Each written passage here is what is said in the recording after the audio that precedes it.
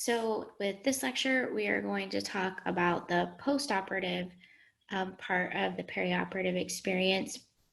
Hopefully you've already watched the preoperative care video and have interacted with the activities that I've asked you to do for the intraoperative portion of perioperative care. So now we're ready to move on to postoperative experience. Okay, so primarily what we're going to talk about when we talk about postoperative care are the different things that we're going to be monitoring for that could go wrong. So before I kind of get started jumping into that content, I'm just going to kind of go through what happens when a patient comes back from post-op care or comes out of surgery. So initially the patient's going to go into PACU. That's the immediate post-operative period. The patient is very vulnerable at this time. They're likely just waking up from anesthesia. The anesthesiologists are pretty good about timing their medications and doing their calculations so that the patient wakes up right when surgery is expected to end. Depending, on how major or minor the surgery is, the patient will wake up pretty quickly in that immediate post-operative period. Excuse me, airway is always a priority. If you ever go and observe in PACU or anything like that, that's really what their main priority is ABCs. They're constantly monitoring airway and breathing, checking vital signs, checking blood pressures, that kind of thing. So once that patient has gone out of that immediate post-operative period, they're starting to wake up a little bit more. They're returning to baseline. Their vital signs are stable. They're answering questions. They're telling you about their pain. They're complaining of nausea. They're feeling just fine, whatever the case may be. When the patient is stable, they're ready to go to med-surg. Now, not every patient that comes into the PACU will go to med-surg, but just, depending on where they're going to go, if they're going to go to critical care, they might be recovered on critical care because that's more highly monitored. But for our purposes today, we're going to talk about med-surg placement. So once the patient's stable, they're going to come out to med-surg for an extended post-operative recovery period. And during that time, the nurse is going to continue to monitor vital signs, airway, breathing, circulation, that kind of thing. Look at dressings, check any tubes or drains that the patient might have. But we're monitoring them frequently, every 15 minutes for the first hour, every 30 minutes for the next hour, and then every hour for the next 4 hours. That's pretty standard. Patient extended post-operative recovery is about 4 to 6 hours or so. Now that's speaking to an inpatient setting. Another option is when we talk about in our last lecture about ambulatory care. A patient will come out of surgery into that post-operative recovery area, and as soon as they're stable, they're pretty much going to go home. That may be very short, just a few hours, and they're going to continue kind of waking up at home where their family is going to take care of them. That's another reason why patients who have surgery in the ambulatory care centers have to be pretty stable with very minimal, if no, medical history, just for their safety, because they don't stay in those ambulatory care centers all that long. So when we're doing our post-operative assessment, we really should be doing a full head-to-toe assessment, which we have something to compare that to, because before the patient went to surgery, we did a preoperative assessment, or somebody did, and it's documented. So at this point in time, now we're looking to see how our current assessment compares to our previous assessment. Now, some things are going to be expected. For example, a patient preoperatively was likely very alert and oriented, right? Post-operatively, it's suspected that a patient may be very drowsy, maybe even a little bit confused.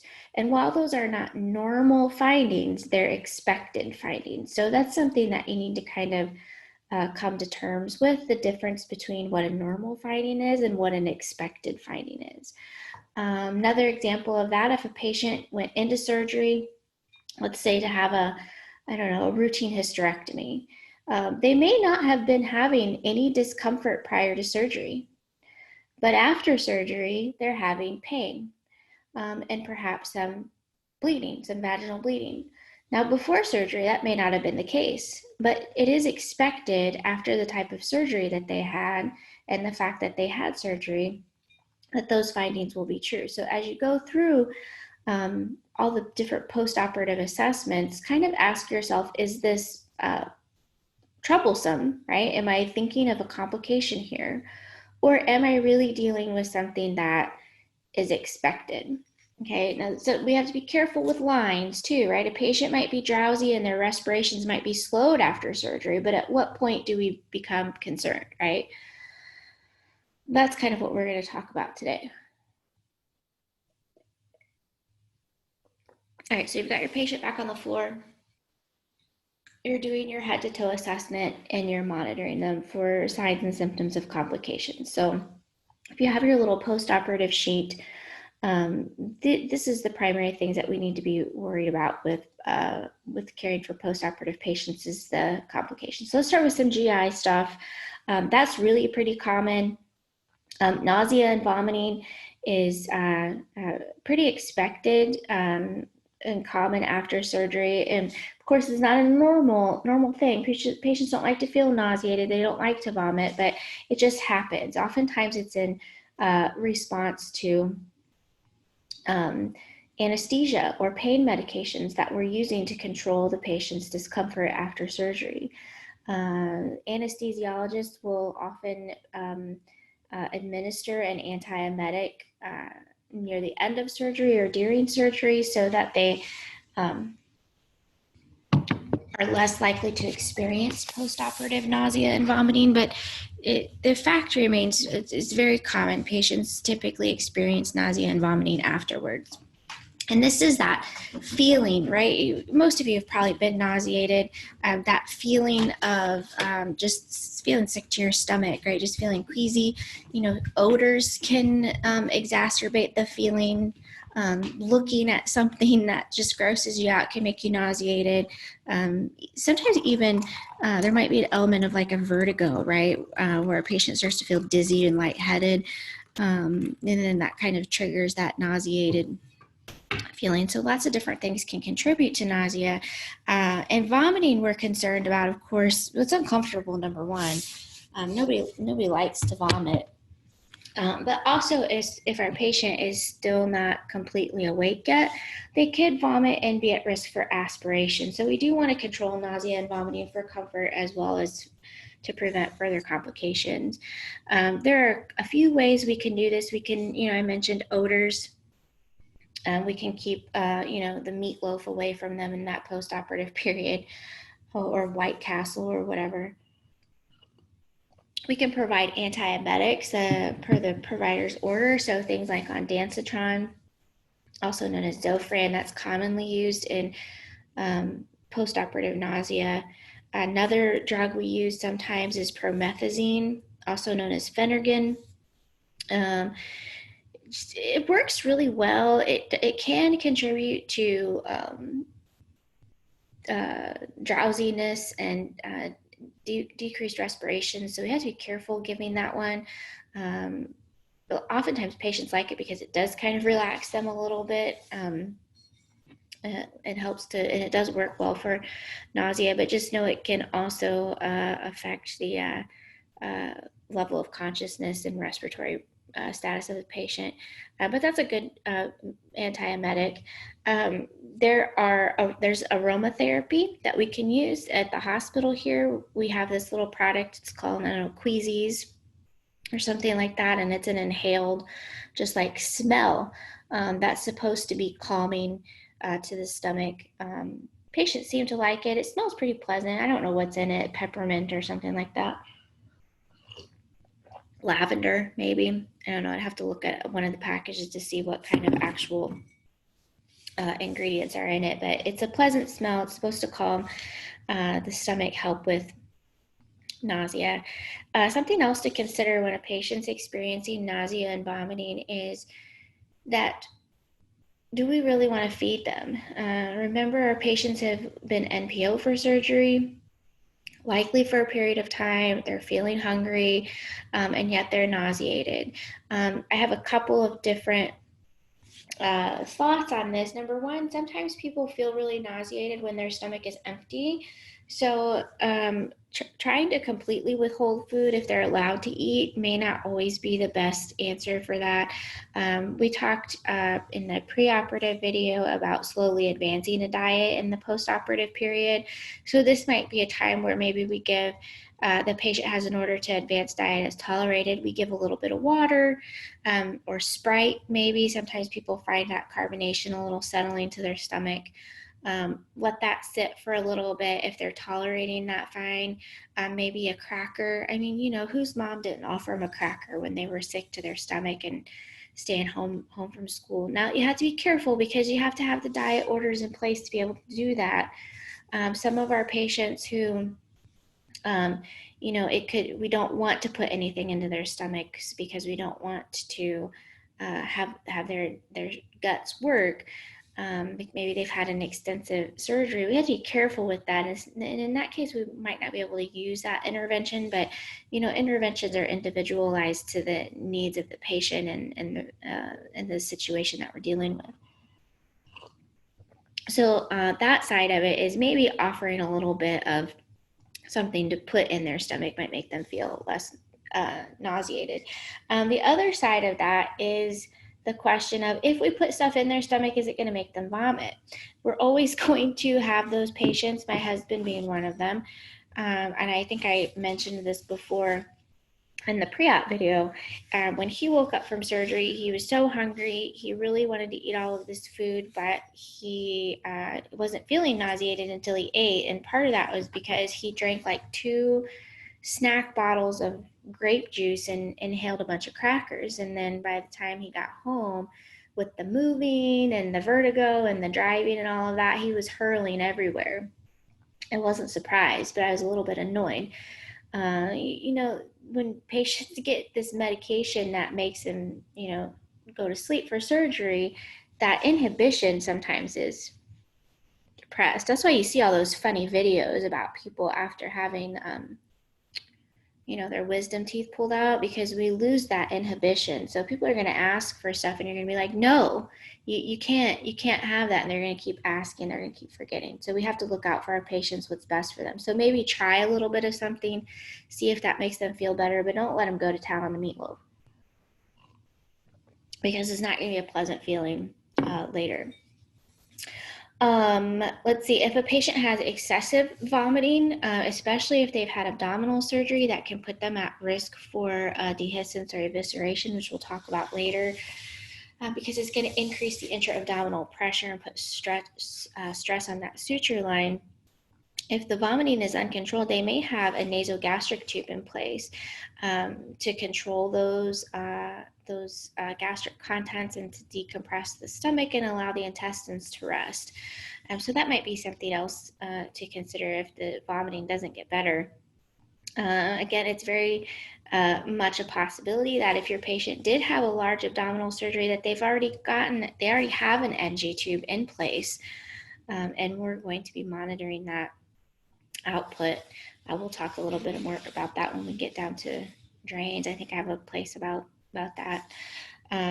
So different things we can do there for nausea and vomiting, but it definitely is an expected finding in the post-op period. I do want to mention something about promethazine. It just came to mind when I was talking about that medication. Promethazine is, as I said, a really good drug. It's often administered IV. We don't want to give promethazine IV push. It's just like draw it up in a syringe and push it through the IV. We used to, but the risk of it infiltrating or extravasating into the tissue around it at that concentration is really is dangerous and can lead to tissue death and necrosis. And so when we administer promethazine, It's now being given over about, I don't know, 15 or 20 minutes, I forget, as a secondary or piggyback infusion, just to dilute that medication a little bit more. And we need to monitor that IV site while administering it. Because if the patient starts to have signs of infiltration, we need to stop it immediately. And there's like an antidote or something that we inject into the site, the tissue around it, to kind of inactivate the medication. So we gotta be careful with that. So an ileus, what is an ileus? This is just like a paralyzed portion of the intestine. Our intestines are constantly moving. We have that thing called peristalsis. That's just what our intestines do. And after surgery, in response to anesthesia, number one, anesthesia and opioids can slow down peristalsis, which can lead to like a paralyzed or lazy gut. So everything just kind of backs up and just sits there. We're not having any movement of anything through the intestines, which can lead to nausea and vomiting. It can lead to abdominal distension and pain, and just generalized discomfort. Another reason a patient might develop an ileus is if they've had a large abdominal surgery. Let's say they've had, I don't know, something's wrong with their intestines. When they go in and they do the surgery and they open up the abdominal cavity, they don't work within this little hole on a portion of the intestine. They'll take out the intestines from the abdominal cavity and work with them sometimes in that fashion. Maybe they're running it. They're kind of like checking each piece, the whole entire length, I guess, of the intestine to make sure there are no abnormalities. And then they kind of put it all back in there. Imagine for a moment, if you will, that you are a portion of an intestine and you're nice and comfy cozy in your little cave, and all of a sudden you get ripped out of your home, exposed to all this weird random stuff, get fondled, and then get shoved back in your house, right? You might be a little bit traumatized, a little PTSD, and so you're just going to kind of sit there and not do anything because God knows it might happen again. At least that's what you're thinking as an intestine, right? So sometimes it can be a little slow to kind of wake up after surgery if it's been manipulated quite a bit. So part of our assessment of our patient, again, I said it can cause nausea and vomiting, abdominal distension, but also absence of bowel sounds and no presence of flatus.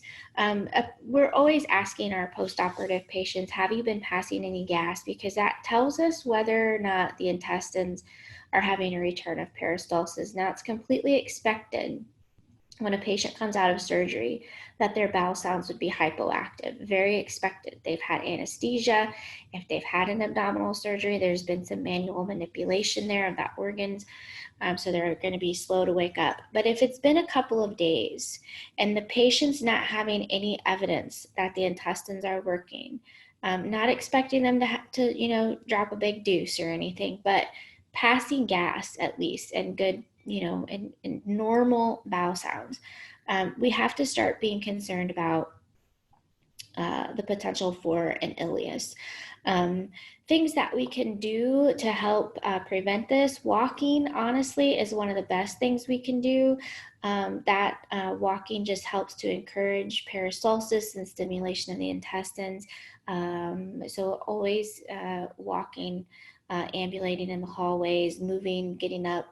We got to prevent our patients from laying around in bed. You'll find as we go through this PowerPoint that walking is pretty much a cure-all for a lot of things. So we need to be encouraging our patients to get up and move. We're meant to move. So yeah, ileus is something we can try to prevent with ambulation. If a patient does develop an ileus, we're going to end up restricting their diet. So if we had been advancing their diet and they were eating, they're probably feeling miserable because stuff's not moving. But we're going to likely back up on their diet. We may try to just do conservative management and just get them up and walk them, back off on their diet, increase their IV fluids, control their nausea and vomiting. But if they're very distended, if they're starting to have a lot of vomiting, it's because contents are backing up into their stomach because they're not able to go forward because that part of the intestines are paralyzed. And so they might then get a nasogastric tube to help with just to suck out everything from the stomach and to decompress. So if we decompress the intestines and we keep stuff from actually going through the intestines, and we give them time to kind of wake back up on their own and allow them to rest and warm back up without stressing them through putting food and other things through them, making them work. So it's kind of really all I have to say about an ileus. At some point during your education, you'll probably talk about a small bowel obstruction. We see those. It's a pretty common med-surg diagnosis, actually, and it's kind of the same sort of thing, maybe a different reason. Maybe they have some kind of other thing that's leading to a lack of movement within the intestine. But for postoperative, ileus is what's leading to that lack of movement in the intestines and thus the backup of contents. Constipation can occur postoperatively, primarily because of opioids that we're giving for pain, but also because of the medication that we gave during surgery, the decreased movement, the change in diet, right? Patients who are postoperative aren't drinking as much fluid, which we need to help prevent constipation. And they probably aren't getting as much fiber as they were before to help prevent constipation. So those are just normal things that we can do. There might also be a fear of defecating, especially if they've had abdominal surgeries or things like that. Whether it's conscious or unconscious, people are afraid that they're going to have discomfort. So we need to make sure we're giving our patients plenty of fluid as they're able to tolerate and allowed to have plenty of fiber in their diet. If we have to, we can give stool softeners and things like that. We don't really like to give stimulant laxatives necessarily to a patient, especially if they've had a bowel surgery, because that can kind of jack with things down there. But things like Colace and seem to be pretty common. Miralax, sometimes I see that given. Enemas, usually not so much. Again, if they've had some kind of bowel surgery, we don't like to increase the pressure in the intestines in that way. But walking, again, is a really great thing to help with constipation. It encourages peristalsis. Yeah, so that's the GI stuff. Let's see what we got next here. Pain. So we have talked a little bit about pain in preoperative lecture. Remember something, I don't know why this is a pet peeve to me, but just something to remember. We rate our pain on a scale from 0 to 10, not 1 to 10. If we say 1 to 10, then that's communicating to our patients that there's no likelihood ever that no pain can exist, right? And that's not true. I have 0 pain right now, right? So why would I rate it a 1 if I have no pain? So anyway, off my soapbox. So we rate pain on a scale from 0 to 10. 0 means I'm not having any symptoms of pain or discomfort whatsoever. And 10 is up there on that severe end of the symptoms. You can see the Wong-Baker Faces scale on here that's typically used for pediatrics. I'm not going to go into that just because this is not a pediatrics class. I would like to point one thing out to you though. You'll notice that on the number 10's frowny face that it has tears. One thing to consider if you're having to use a scale like this for someone who maybe isn't able to quantify their pain using a number, sometimes we'll use this with adults also, is that you don't have to be crying to have a pain that you rate out of a 10. So that's just something to think about. So a pain rating is very personal. It really is all up to the patient. We give them a visual like this to help them pick a number. But what I consider mild pain and what you consider mild pain could be very different. So a 2 to me may be very different, and what I need to deal with a 2 may be very different than what a 2 is to you and what you need to deal with a 2. We can have physical signs of pain. We can have tachycardia, increase in blood pressure, increase in respiratory rate. We can see restlessness. We can see moaning and groaning. It really just depends on the person. But again, someone who's experiencing very severe pain may not have those physical changes. So we can't rely solely on physical changes. We also have to rely on that subjective number that a patient actually tells us. That's kind of a frustrating thing about pain, especially if you're dealing with someone who you're not really sure that they're experiencing pain. They don't seem to be having any reason to experience pain. But at the same time, if you are a patient who is truly experiencing pain and you're not having those physical symptoms, you can sometimes get the impression that people don't believe you. So pain is a tricky subject. We'll kind of stay back on topic here. With surgical patients, we are anticipating them to have pain. I do tell my patients, someone's getting ready to cut you open with a knife, you're gonna have pain. So it's not a matter of a realistic and tolerable level of pain being a 0. You need to pick a number that you feel like I can get up and move. Patients need to be able to participate in recovery and therapy, and that's the level that we want their pain controlled at.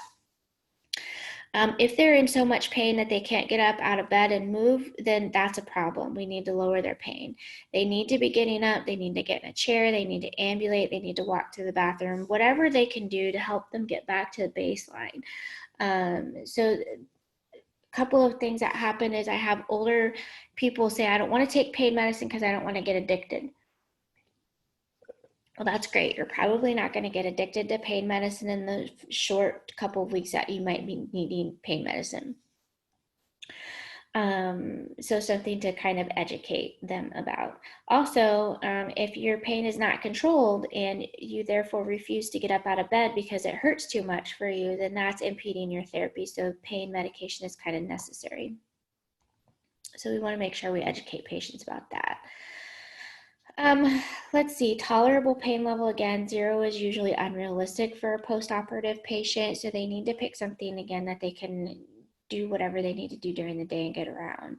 It doesn't matter what number they pick. They just need to understand that that's their goal. That's where they're going to live while they're in that recovery period. When we give pain medication or we implement pain reducing interventions, if they're working, the number should go down. So that's another problem that patients often have. They're like, oh, I don't know, it's so hard to rate my pain. Just pick a number. I don't care. We can always adjust it later. Let's just start somewhere, okay? If you rate your pain at a 6, and I give you pain medicine and your pain is better than what it was before, then when I ask you what your pain number is, it shouldn't still be a 6, right? Theoretically, it should go down because it's better. It also shouldn't go up if your pain is better. So some education is required. We can give pain medications. We like to use opioid medications like hydromorphone, which is the infamous Dilaudid. Morphine is another one. Fentanyl is a very potent one. Let's see, non-narcotic or non-opioid pain medications. Ketorolac, also known as Toradol, is really good pain medicine for kidney stones. It's an NSAID. I don't know, there's a bunch of pain medications. Those are all IV medications. Now, patients can take oral pain medications after surgery too, things like hydrocodone and oxycodone. And those are mixed with Tylenol. They're called Norco and Percocet, respectively. So those are good medications. Tylenol, I mean, good old Tylenol is wonderful for pain control, especially in our older patients.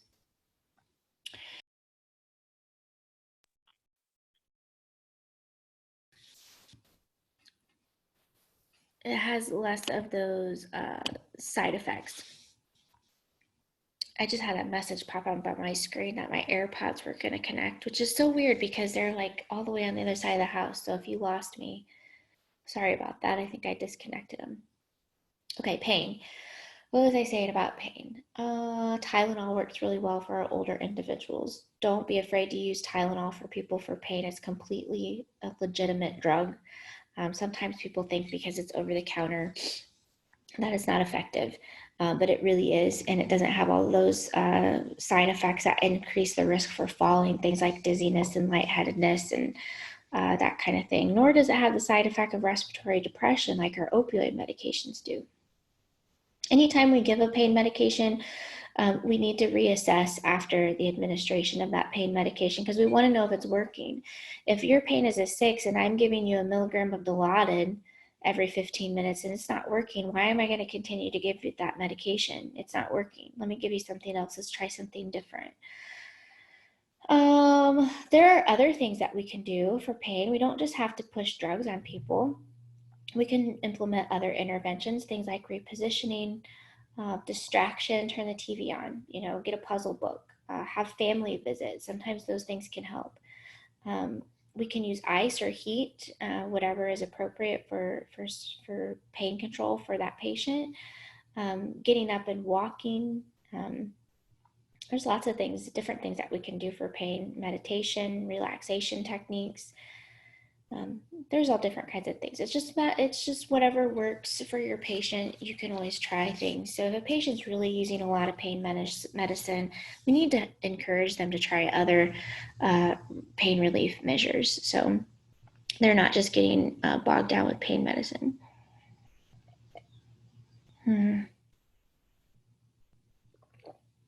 Let's see if there's anything else I want to say about pain. Thinking for a second. I don't think so. I think that's good enough. Let's go on.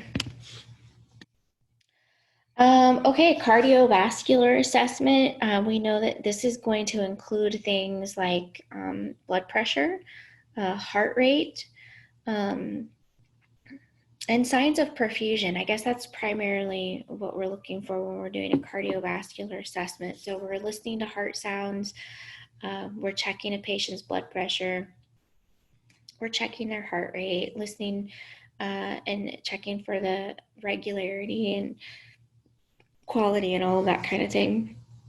Perfusion, remember this has to do with the blood getting to where it needs to go and that it's circulating and moving everywhere like it's supposed to. So capillary refill and pulses and things like that, that's all part of your cardiovascular assessment. Color is even part of cardiovascular assessment. So a couple of complications that can occur within this kind of body system, blood clotting. Number one, we kind of have blood clotting and not enough blood clotting, right? So first of all, we have blood clotting issues. So we can at risk for DVT. DVT stands for deep vein thrombosis, which is a blood clot in the deep veins of the legs. This occurs because the patient is immobilized for a prolonged period of time. When a patient is in surgery, they are just lying there completely paralyzed. They're not moving. Even when you are in bed asleep, dead to the world, right? Sleeping, your body still moves, but not when you're in surgery. It's a completely different kind of paralysis. You're not moving at all. When that blood in the lower extremities, especially, right? The lower extremities have to work to get back to the central circulation. The blood down there does. When that blood just sits there in the lower extremities, it can pool. And if you think about a time you've ever gotten a cut on your finger, if you've just sat there and kind of watched it ooze and then it kind of starts to stop oozing because it's starting to clot there, right? Or you've had a nosebleed and it kind of pools in your nose when you've pushed on it, right? And it starts to clot. Well, that can happen as blood pools, it clots. And if I have a clot that develops in a vessel in the deep vessels of my leg, then more platelets want to stick to it and the clot can get bigger and bigger. So that's what's happening with the DVT. Now, normally, like you and I are up, we're walking around, we're moving, our muscles in our legs are encouraging the blood in our legs to be pushed back up to the central circulation. This is why when you go on long car trips or you go on long plane rides, it's encouraged that you get out, you walk around every couple of hours, you get up, you walk up and down the aisle, you wear compression socks, because that blood is pooling in that dependent position. It has to work against gravity to get back up to central circulation. Same kind of concept there. So our surgical patients are at increased risk for DVT because of that prolonged immobilization. So what do we do about that? Well, we are going to encourage early ambulation, because ambulation causes the muscles in the legs to contract and therefore push the blood back up to the central circulation, so it's not pooling. Secondly, we're going to administer DVT prophylactic anticoagulants. So what that means is we're giving an anticoagulant medication that's going to prevent these blood clots in the legs. Primarily two medications that we use for this. The first one is heparin. It's a subcutaneous injection. It's been around for quite some time. It's relatively cheap and inexpensive. The patient typically has to have an injection every 8 to 12 hours. So they're going to get a shot 2 to 3 times a day. The half-life of this drug is pretty short. It's nothing they're going to go home on. It's strictly for something prophylactic while they are in the hospital. So it's just a short period of time. It just is going to prevent the blood from clotting. Another medication that we will see prescribed for DVT prophylaxis is enoxaparin, also known as Lovenox. This is a low molecular weight heparin, so it's like heparin but different. A nice thing about this drug is it's typically once a day, although sometimes people will take it twice a day, but for DVT prophylaxis, it's usually once a day. It is a subcutaneous injection. It can only be given in the abdomen. It cannot be given anywhere else. But it's more expensive, so it's really just up to the surgeon on what they want to order for their particular patient. I see both. I tend to see runs. It'll be like, for a while everybody's on heparin, and then the next thing I know, everybody's on Lovenox. So I don't know why they choose what they choose. I asked a provider one time, and I got the answer, essentially what I just told you. It just kind of depends on how the doctor feels. So we give this anticoagulant medication. Now, if I am giving a medication that's going to prevent my patient from clotting, then I also have to monitor for the side effect of bleeding. So making sure that my patient's platelets are good when I look at their blood profiles, making sure they don't have evidence of excessive bleeding, like excessive bruising, bleeding of the gums, blood in the urine, blood in the stool, things like that. So I want to keep an eye on too much coagulation too, right, when I give a medication such as that.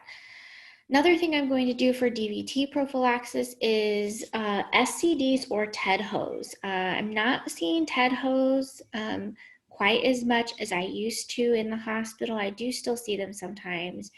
But for the most part, we really like to put SCDs on our patient. And I showed a picture of that at the preoperative lecture.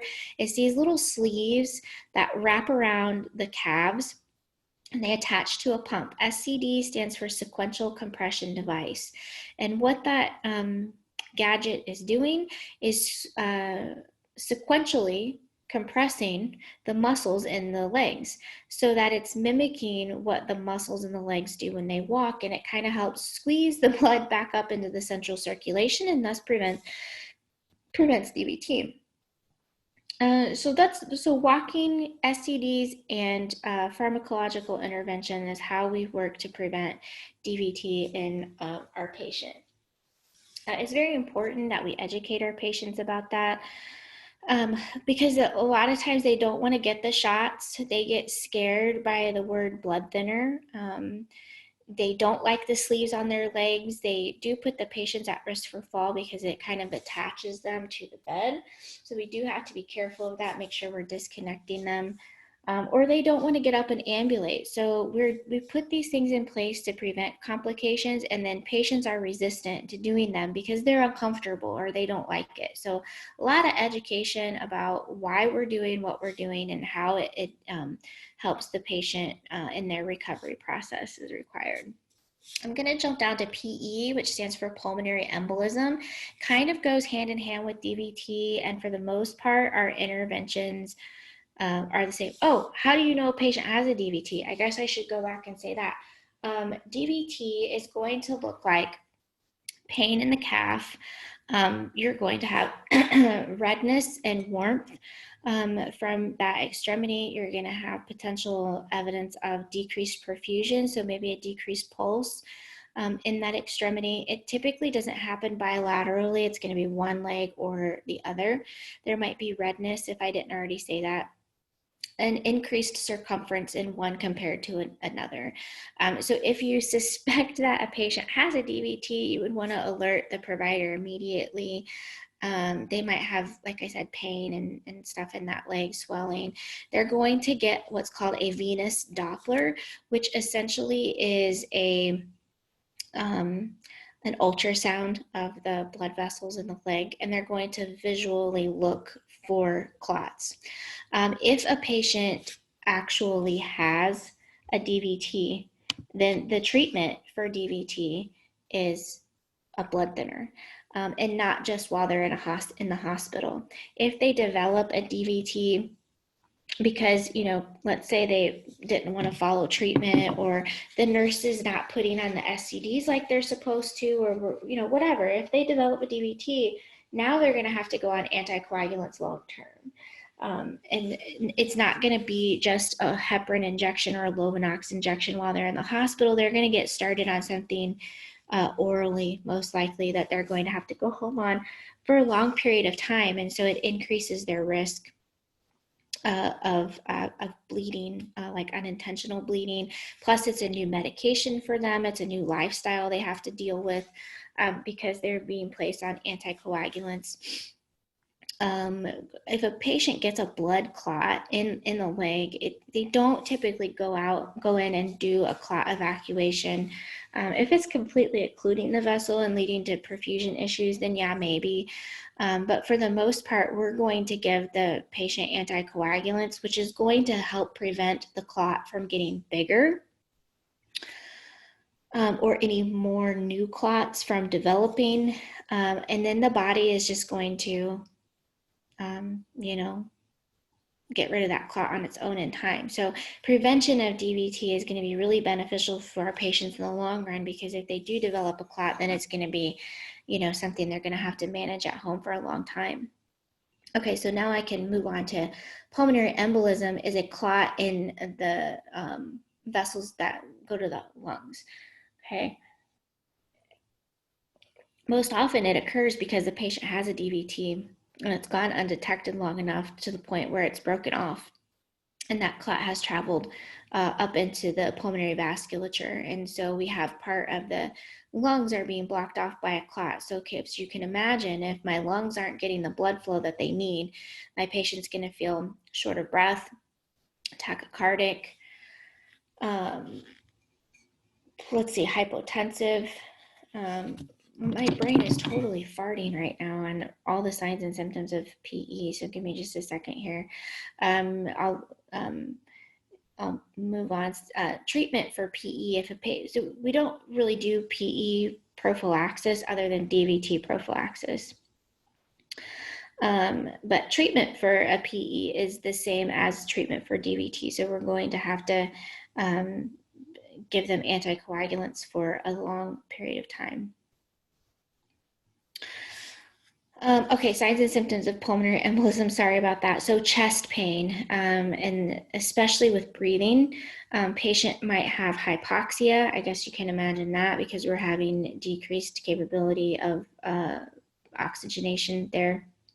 Tachycardia or palpitation, so feeling like your heart's kind of skipping a beat. Increased respiratory rate, feelings of shortness of breath. You might also have a cough. Hypotension can occur.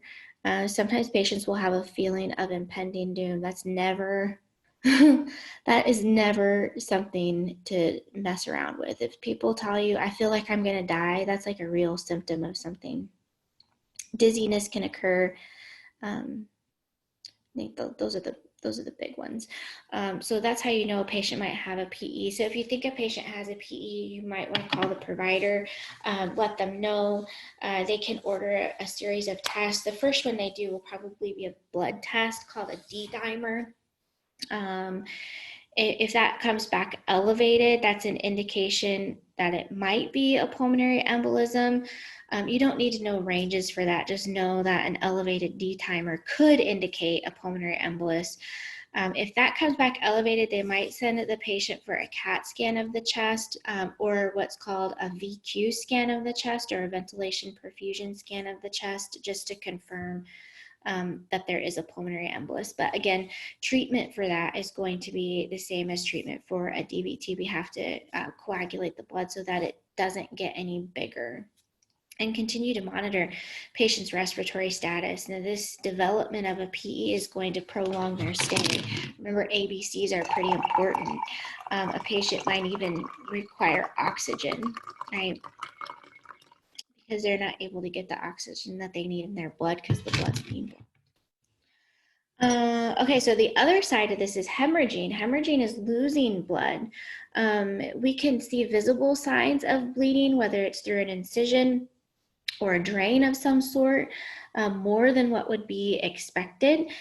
We may not see signs of bleeding. Perhaps a patient is bleeding internally, so we're not going to be able to see that. I don't have x-ray eyes yet.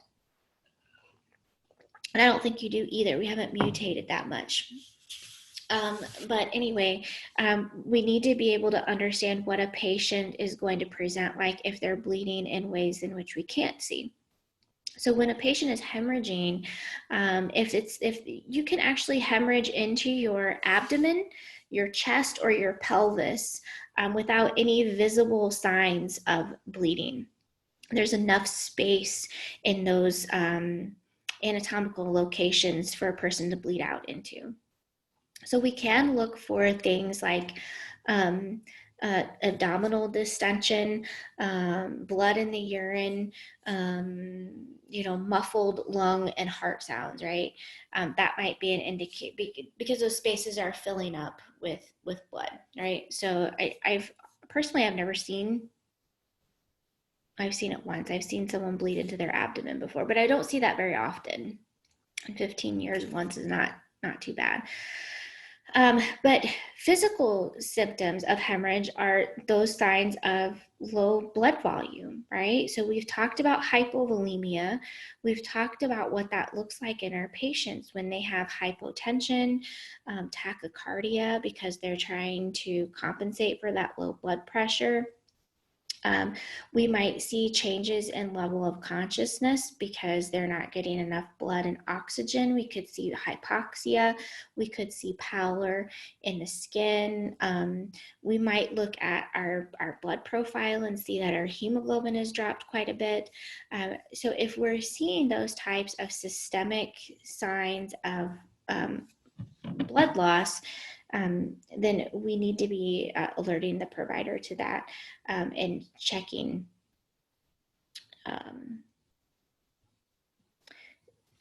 our blood counts and looking for signs of bleeding.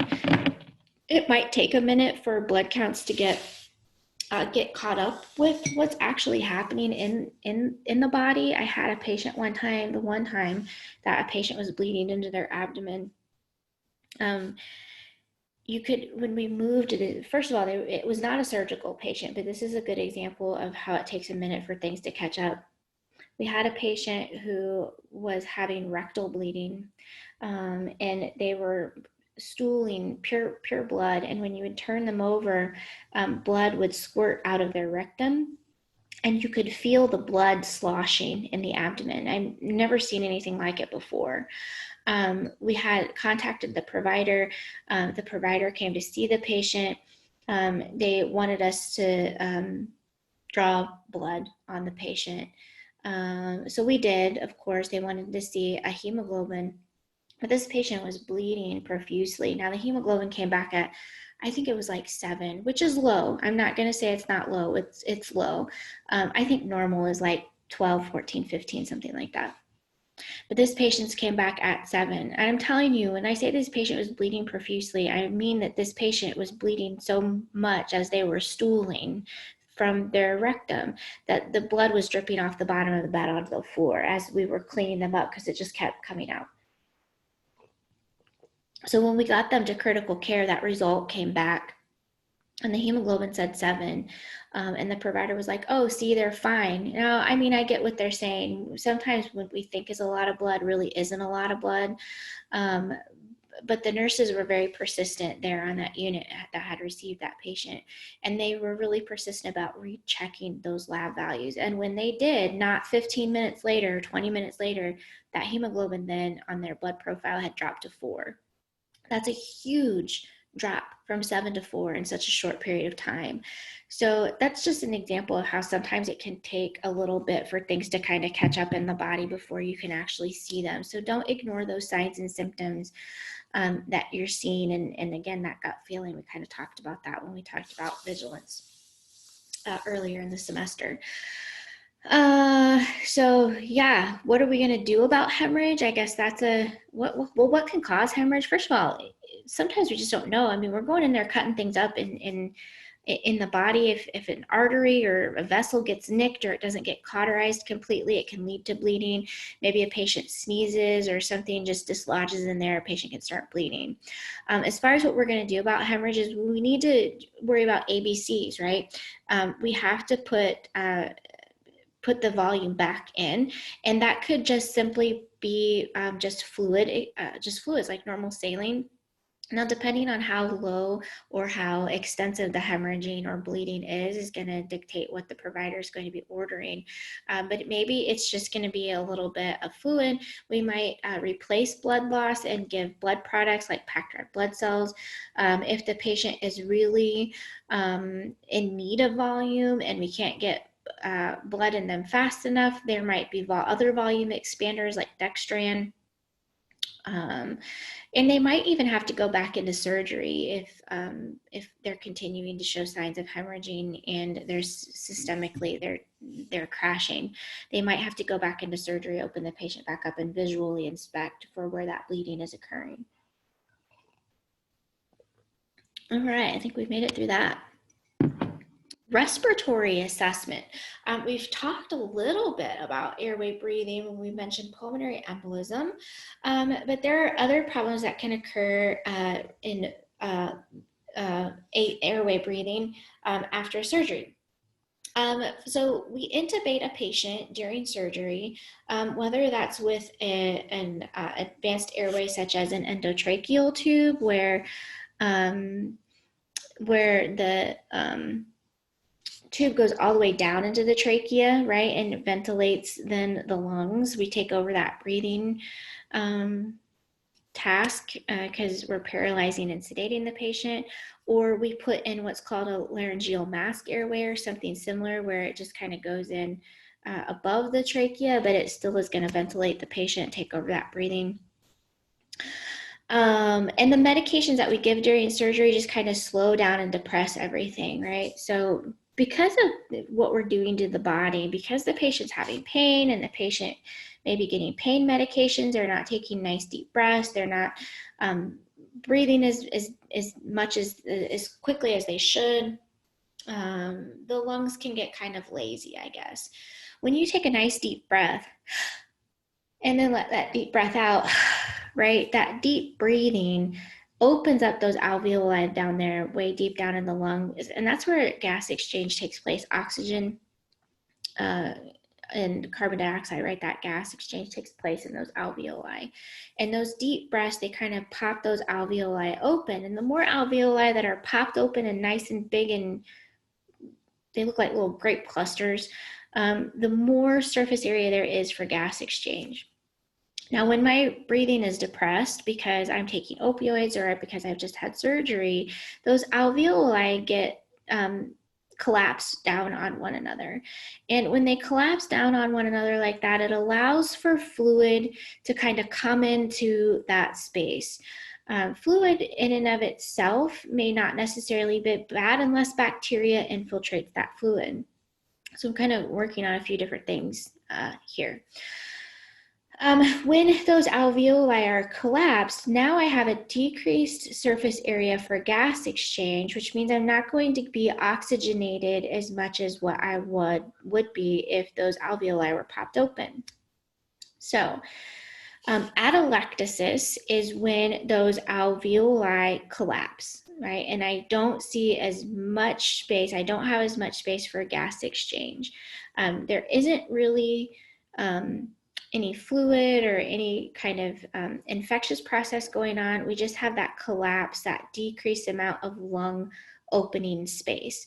So to help with atelectasis, and this happens because the patient's not breathing like they're supposed to, they're not deep breathing, they're not having that good ventilation and respirations like they normally would.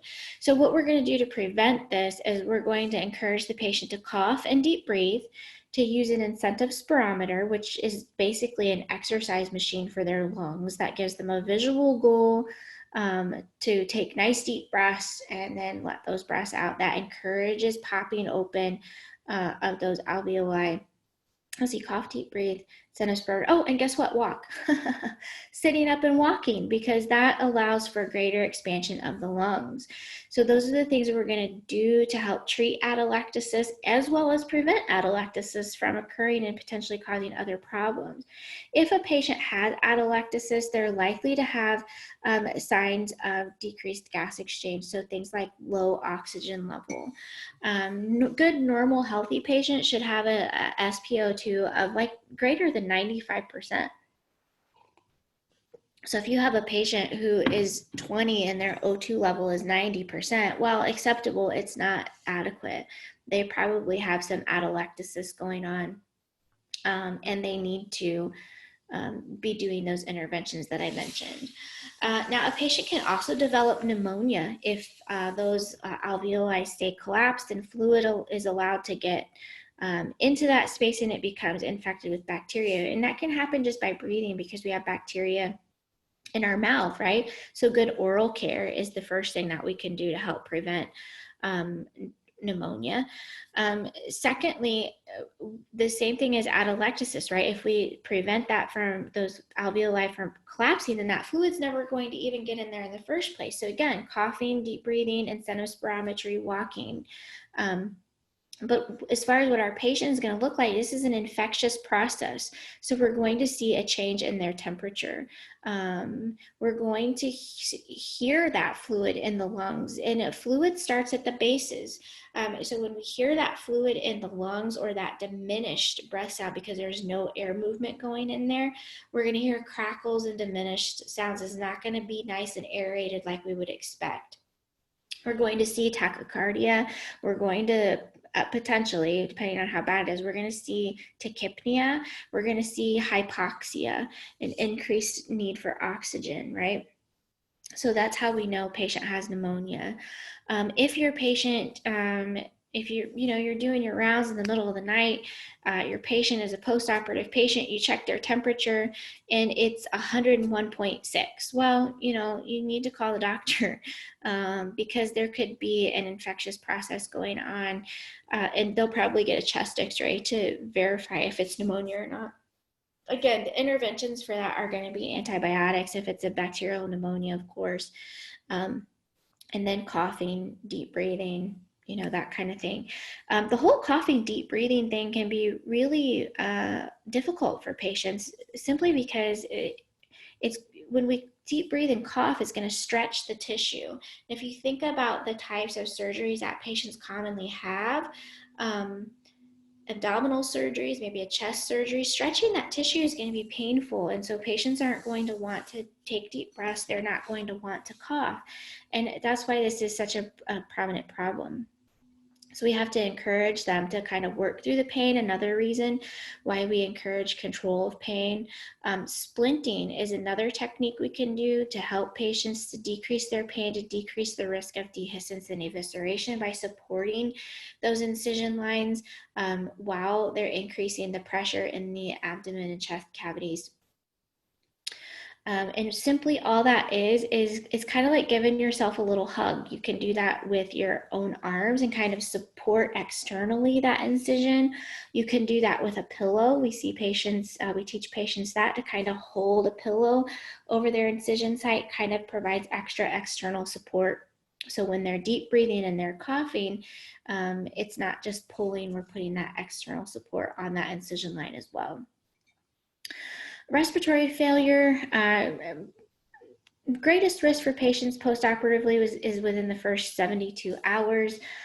This is just something that we're constantly monitoring our patients for through doing our respiratory assessments, listening to lung sounds, watching respiratory rate, watching SpO2. If a patient is on a narcotic pain medication, especially like a PCA where they have that on-demand push button action that they can do, we might be monitoring their end-tidal CO2. End-tidal CO2 tells me whether or not they're blowing out enough carbon dioxide. That's part of that gas exchange factor that happens in the lungs, right? We want our oxygen level to be good, but we also need to have a normal amount of carbon dioxide. Normal amount, I think, is 35 to 45. So if we're too much or too little, we could be hypo or hyperventilating, meaning we're blowing off too much CO2 or we're not blowing off enough. A patient who's retaining CO2 actually can sometimes present, well, first of all, if they're retaining CO2, they're not breathing deep enough and out enough, right? Their respirations are too shallow, so they're not able to blow off that CO2. So we have a hypoventilation issue or a shallow breathing issue. But as that CO2 builds up in the bloodstream, starts to lead to acidosis, and it can really affect neurological status. Patients can become confused. Patients can become restless. They can have a decreased level of consciousness. So I didn't really have a specific neurological assessment here in this lecture, just because neurologic assessment can be a manifestation, or neurologic issues can be a manifestation of other things. For example, respiratory problems. There are so many links here. It's just incredible. So if I think about my patient who's hypoventilating, in other words, they're taking very shallow breaths, it could be because of pain. Their pain is not controlled well enough. And so they're not taking those normal breaths like they should be. So I need to make sure I control my pain. It could be because of pain medication.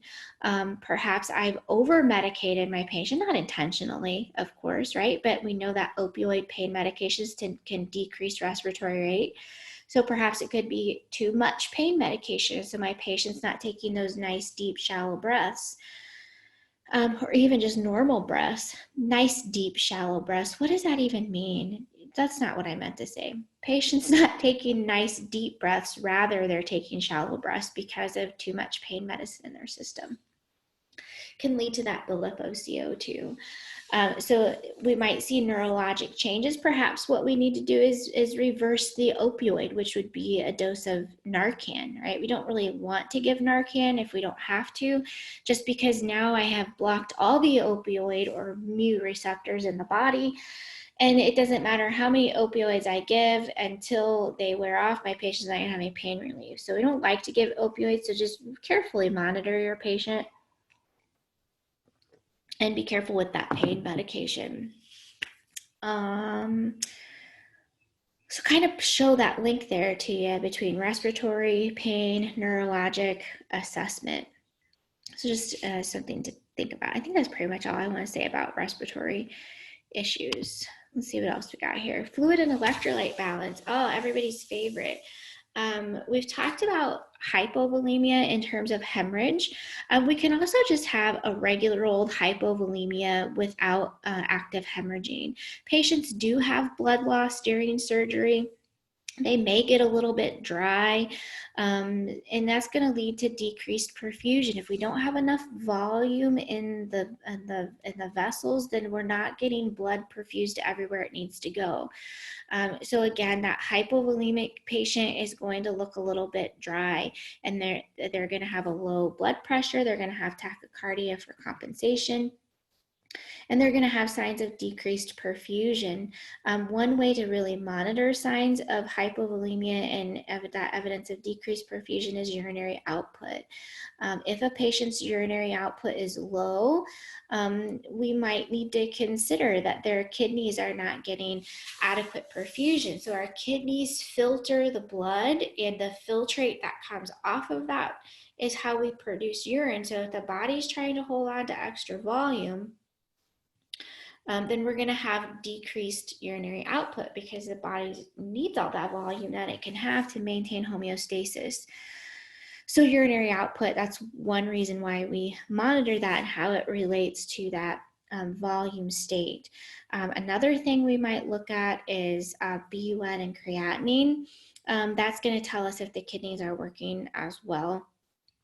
What can we do if a patient is hypovolemic? Well, we can give them some fluids. It's probably the first thing we're going to do. And we're going to monitor for an increase in blood pressure, a decrease in heart rate, and an increase in urinary output, right? If we have a volume issue and we're replacing the volume, we would want to see an improvement in the things that told us that they had a low volume. On the other side of that, we could also see hypervolemia, which is going to be too much volume. And that can happen just because of all of the extra volume that a patient received during surgery or that we're giving postoperatively. So if you recall back to our fluid volume lecture, hypervolemia is going to present as tachycardia, hypertension. Perhaps there's some edema going on. We might have a change in heart sounds, a change in lung sounds with crackles present because of all of that volume. Which would lead to tachypnea, hypoxia, a cough that sounds wet but is non-productive. So those are all signs of hypervolemia, shortness of breath. What do we do about hypervolemia? Well, we need to get the volume off of there. So we're going to stop any fluids, and we're probably going to give a dose of diuretic like a furosemide/Lasix type of thing there. Patients who are at higher risk for hypervolemia are going to be those patients who already have volume control issues, whether they're patients who have renal dysfunction or cardiac issues like congestive heart failure or history of MI, and in older patients. So we need to be monitoring those people very closely, especially if they're getting continuous IV fluids after surgery. Urinary retention can occur. So this is just a functional issue with the bladder, not a systemic issue with the kidneys not getting perfused. So if my patient has had surgery, the anesthetics, the opioid pain medications can actually lead to a lazy bladder, and we're not urinating. It doesn't mean that the body's not making urine. It is making urine. It's just not coming out of the bladder. So after surgery, we give our patients about 8 hours to urinate. They may not even have the sensation that they need to urinate, especially if they're just laying in bed, not moving around. So it's always a good idea to just get the patient up and sit them on the potty and just say, give it a go. Let's see what can happen. Sometimes that does the trick and they go and they're like, I didn't even know I had to pee. That's typical. Sometimes we get them up and they just really can't go. But once it gets close, like gets to that 8 hour mark, we really need to be making sure that number one, the kidneys are working. And so we want to rule out that it's not a retention issue. And so we can do a bladder scan. Bladder scan is a non-invasive, like little ultrasound that can tell us how much volume is in the bladder.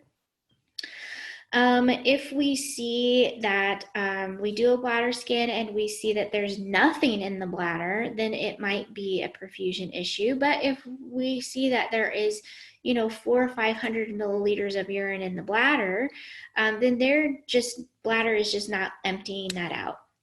Some places will have a urinary protocol of sorts where if you do a bladder scan and the bladder scan results are greater than X, whatever that facility indicates is the cutoff, then you can do an in and out catheterization. So this is a sterile procedure that you've learned, but it's not going to stay in. It's not an indwelling urinary catheter. It's just an in and out catheterization. So we get a kit, we open it up using sterile technique. We put the catheter into the bladder, drain the bladder, take the catheter right back out. Ideally, when we do a bladder scan, if it tells us there's about 400 milliliters in the bladder, when we do an in and out catheter, we should see about 400 milliliters come out. Once we've done that, the patient now, their timer starts all over. They've got 8 hours to urinate on their own. Sometimes it's just a lazy bladder. It takes a minute or two to wake up, or a few hours in this case. So we give them another 8 hours. If they haven't voided again, then we're going to repeat that process. Do the bladder scan, do an in and out catheter, and give them another chance. At that point, if they still are not able to urinate post-operatively, we're going to need to get a provider involved and have the discussion about maybe starting some type of medication that's going to relax the bladder neck so that they can urinate, even if it's just temporarily, and perhaps putting in an indwelling urinary catheter, also known as a Foley catheter, until that medication starts to work and the patient can then urinate on their own. Most of the time, in my experience, it doesn't really get to that point. But once we put in that indwelling urinary catheter, of course, it's going to increase their risk for catheter-associated urinary tract infection. And we don't want to if we don't have to. But if we're putting a Foley catheter in for retention, then we need to be doing something to treat that retention so that we can take the Foley catheter out. It just can't stay in there indefinitely. So this is when a patient might be started on something like Flomax or tamsulosin is the generic name of that medication. Keep the catheter in for 24 hours and then take it out and start all over again. That way it gives the medication time to work. Sometimes what I do, if a patient doesn't feel like they can urinate and they're not wanting to get up for me, a really good scare tactic is to take a Foley catheter kit in, tell them about what a Foley catheter insertion entails, and set it there on their bedside, just kind of like an idle threat. Oftentimes that stimulates the bladder quite nicely. This is especially effective with the male population. I do also want to mention, and I don't have this on this slide, but since I'm looking at the word electrolyte balance, a couple of things that I want to monitor just in response to whether or not a patient has an NG tube. And at this moment, I don't recall if I have an NG tube on a slide anywhere, so I'm going to just talk about it.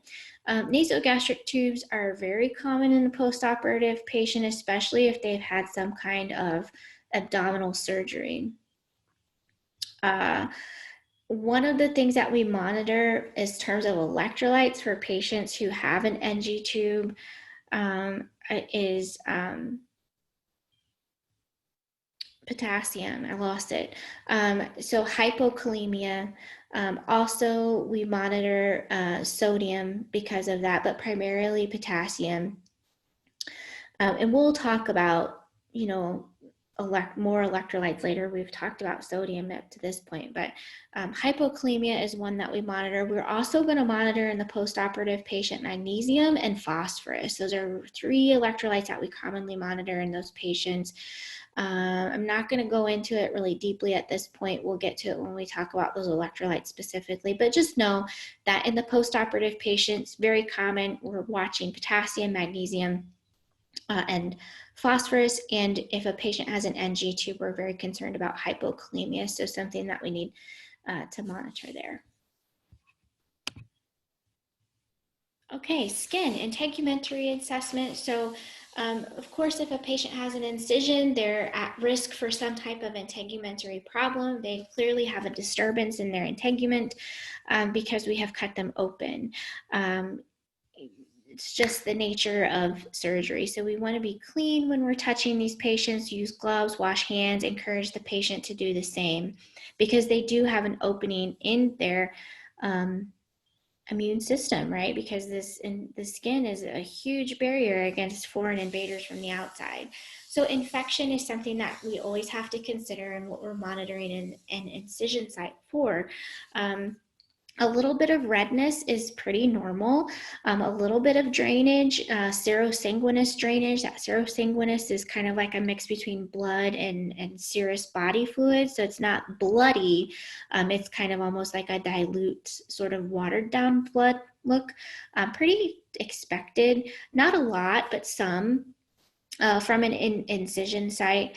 But if we're concerned about infection, in addition to systemic signs of infection, which we're very aware of, we've already talked about that, things like fever and elevated white blood cell count and stuff like that. Local signs of infection for an incision site might be redness more than what's expected, purulent drainage. This is pus coming out from a wound or odor, right? That's going to be a sign of an infection there. Those are things that we need to take seriously, we need to be alerting the provider to our assessment findings.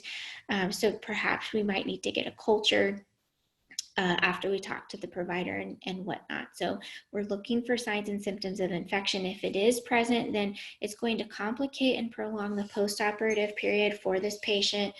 They're going to need to be on antibiotics to treat the infection. It's just going to be a nasty mess for them. So prevention really is best, making sure we're touching incision with clean hands and whatnot. Dehiscence and evisceration is a disruption in the incision site that can lead to complications. And I have a picture of this on the next slide. A little note about wound drainage and dehiscence. If your patient has an increase in serous drainage, like all of a sudden, that could be a precursor to dehiscence. Your book talks a little bit about that. Now, what dehiscence is, well, first of all, it's the opening of a surgical incision site to a particular level. So a patient's had surgery. It's more common in someone who is obese or overweight because they have increased pressure at that site, especially in an abdominal surgery. Now, any wound can dehisce. It doesn't have to be an abdominal wound, but this is definitely a common one. I've seen a stump wound dehisce before too. But again, the reason is the same. We have an increase in pressure of that site. Could be because they're not splinting, could be because of overweight, could be because they're putting too much pressure on it, like in the instance of the stump wound that I was referring to. It could be like there's infection underneath of there and it's just like piling up and pulling on the incision. But regardless, what happens with a dehiscence is the wound opens up and we're starting to see separation of that incision line. So when you're assessing your incision, in addition to looking for signs of redness and infection, you're also looking for approximation of the wound edges, right? That should be well approximated. It shouldn't be open. It shouldn't be gaping. It shouldn't, nothing like that. If you're starting to see that open up, then you have a patient who has that risk for dehiscence. If this occurs, you put a gauze that's been soaked in sterile saline over the wound. You alert the provider. You let them know this is an urgent situation. They're likely going to come up and put that back together. It can be done at the bedside. Maybe they'll bring a stapler with them and they'll staple the incision back together. If it's more extensive, they may have to take them back to surgery to put that back together. An evisceration is an emergent situation. This is when that incision line has opened up and what's inside is now outside.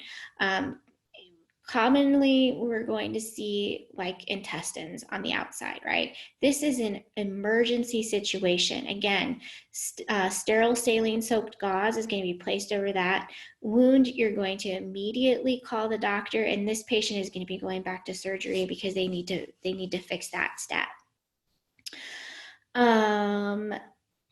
With either one of these, dehiscence or evisceration, and evisceration kind of has the same risk factors for as I mentioned with dehiscence, but with either one of these, a patient will often call you in and they'll say, you know, I felt something pop. That's an uh-oh moment. You need to check shit out there because that's never a good thing when a patient who has an incision was like, oh, I just coughed and I felt something pop. So again, it's oftentimes they've gotten up, they've been doing something, they've coughed, they've put increased pressure on that wound, and then they felt a pop. So emergency situation with evisceration.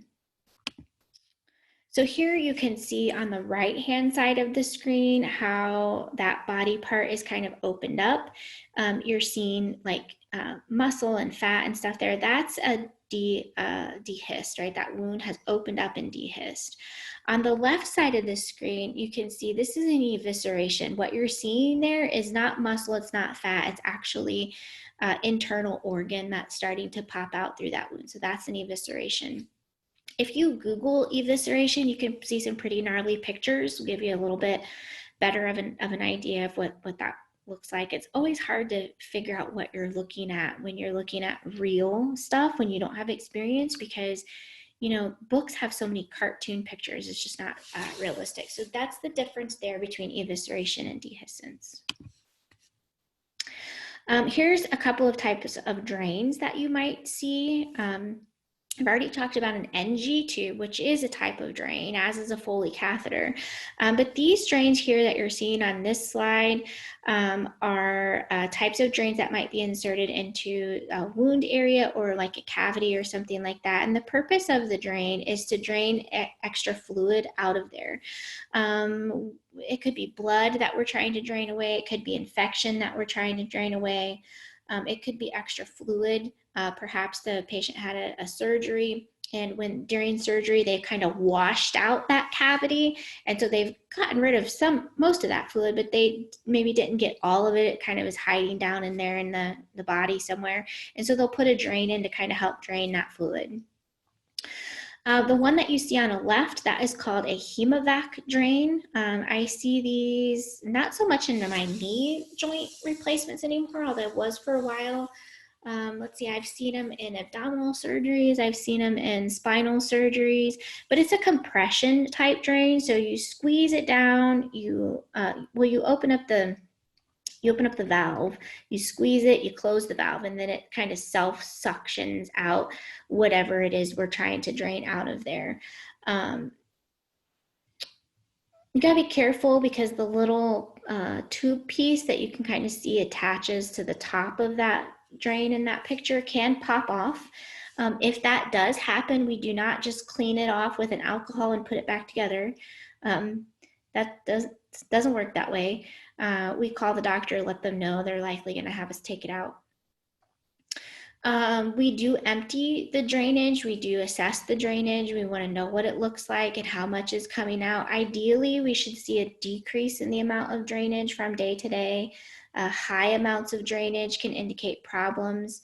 Like I mentioned, dehiscence before, it could indicate infection. But we're not supposed to have continuous amounts of fluid coming out. It should also start to clear up as time progresses and goes by. Excuse me. So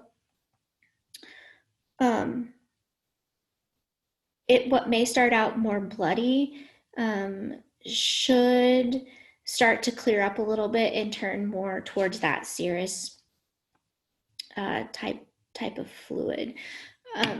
Excuse me, I got distracted for a moment. Okay, the drain that you're seeing in the middle, that's called a Jackson-Pratt drain. It looks like a small plastic grenade-looking drain. Same type of principle as the hemovac drain. You open the valve to empty it, and then you squeeze the grenade and then close the valve while it's squeezed, and it provides that self-suctioning. One thing I would like to say about a Jackson-Pratt drain is the piece that's inside of the patient, the length of that might vary, and you never know how much is actually inside when you go to pull it out. This drain is actually sutured in around the insertion site of the drain. So when it comes time to take it out, you have to take this suture out. And when you do take this out, you want to make sure that you decompress the drain, because otherwise it just sucks all the way out, which causes pain. And I've never had a JP drain before, but patients, when they're coming out, get the most awful look on their face, and they say it's a feeling like they've never felt before. It's very uncomfortable. So I typically have them take a deep breath, and then as I pull the drain out in one slow, not too slow, but fluid motion, have them breathe out really deeply. It kind of gives them something to distract them. And I let them know that it's going to be uncomfortable, but it will end quickly. Once I take that drain out, I'm just going to put a little gauze over the insertion site, and that will heal up on its own. It will close from the inside out. There's no need to put sutures or steri strips or anything like that on it. Let's see. Penrose drain is what you see on the very far right of this slide here. It's just a little piece of like tubular, it looks like like some kind of worm, right? Tubular thing that has it's open on both ends. Least favorite type of drain. They definitely drain a lot. They're good for wounds that are expected to have high amounts of drainage. You can see that they don't have any collection chamber attached to them. So these are just like draining out there into the open. Very messy. We have to keep them covered. With dressings, so we use a lot of those like ABG pads over these JP drains because there's nothing that they're draining into other than the dressing. So frequent dressing changes for these. They also are not sutured in. They're just kind of placed inside the wound. So we have to be careful. Sometimes the end on the external portion of it, there'll be a little safety pin so that they don't kind of fall in to the wound.